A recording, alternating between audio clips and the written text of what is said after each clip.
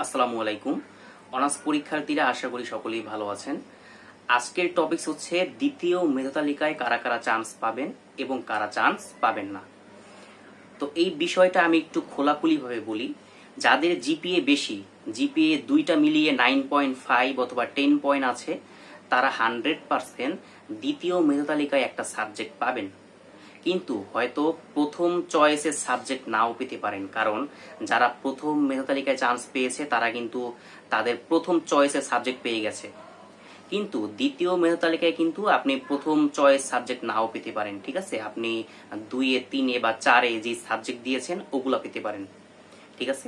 কিন্তু চান্স হবে ইনশাল্লাহ। আপনাদের জিপিএ ভালো থাকলে চান্স হবে। আর কারা চান্স পাবেন না? যাদের ভাইয়া জিপিএ কম, যাদের জিপিএ অনেকটাই কম, তাদের হয়তো চান্স না পাওয়ার সম্ভাবনা আছে। কেন আছে আমি আপনাদের একটু খোলাখুলিভাবে বলি। সেটা হইতেছে, একটা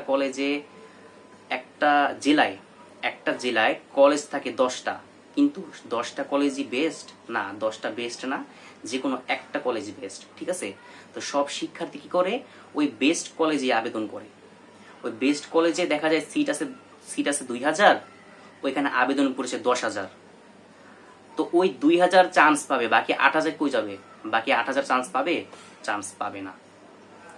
অর্থাৎ আপনি যেই কলেজে আবেদন করেছেন, আপনি প্রথম মেধা তালিকায়, দ্বিতীয় মেধা তালিকায় ওই কলেজটাতেই চান্স পাবেন, তাছাড়া কিন্তু আপনি অন্য কলেজে চান্স পাবেন না। তো আশা করি এই বিষয়টা এখন বুঝছেন। বেস্ট কলেজ যদি আপনি আবেদন করে থাকেন, আপনার জেলায় যেই কলেজটা বেস্ট, আপনি যদি ওই কলেজে আবেদন করে থাকেন, আপনার জিপিএ কম, আপনি ভালো পরীক্ষা দেননি, তাহলে কিন্তু আপনি ওই কলেজটা পাবেন না। আপনার ঠিকানা হচ্ছে রিলিজ স্লিপ। আপনি রিলিজ স্লিপে নতুন 5টা কলেজে আবেদন করবেন, ওই 5টা কলেজে আপনি একটা সাবজেক্ট পেয়ে যাবেন। তো যারা ভালো কলেজে আবেদন করেছেন, জেলাভিত্তিক কলেজের সিট থাকে 2000 বা 3000, ওইখানে আবেদন পড়ে 10,000 বা 15,000, তো ওই 2-3,000-এর বেশি কিন্তু আর তারা আসন পাবে না। অর্থাৎ তারা সবাই রিলিজ স্লিপে আবেদন করবে, ঠিক আছে ভাইয়া? তো আশা করি বিষয়টা বুঝতে পারছেন, কারা চান্স পাবেন কারা চান্স পাবেন না। তো এইটুকুই ভিডিও ছিল, বেশি লং ভিডিও করব না। আজকের ভিডিও এই পর্যন্ত থাকলো। কারো যদি প্রশ্ন থাকে অবশ্যই কমেন্টে করবেন, আমি প্রত্যেকটা কমেন্টের রিপ্লাই দিব, ঠিক আছে ভাইয়া? তো সকলে ভালো থাকেন। আসসালামু আলাইকুম।